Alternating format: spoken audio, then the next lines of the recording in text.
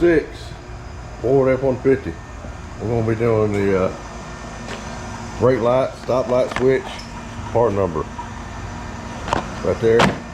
We're doing the high stop lamp bulb too, but I'm just going to show you how to do the brake light switch. It's a little different than some of them. I already got a little yellow clip. There's going to be a little yellow clip like that one to take off, and I'll show you that here in just a second. All right, this is your brake light switch right here. You're going to pull out this. You're going to pull out this pin,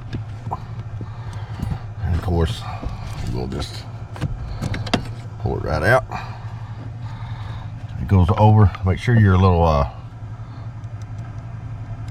grommet or your rod or your master cylinder, make sure your black grommet's right here on there, because without that it won't work.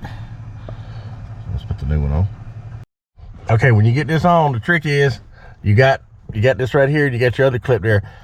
The round piece goes on the end of your brake shaft that's coming from your master cylinder. So this little hooks on the end of it. Okay, you're gonna hook it to the end of that, and then you're just gonna push. So your hook's right there.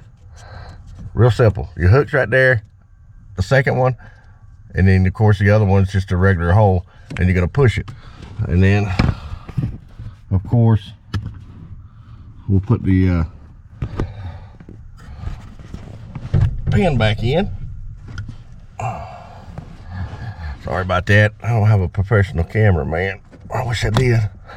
All right, and then of course you put your yellow thing back on, and we're going to test out the brakes here in just a second.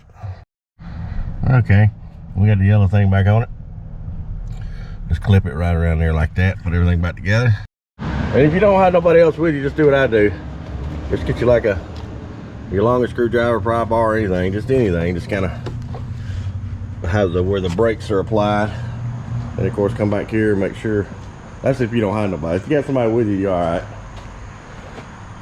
Well, that's how it should look.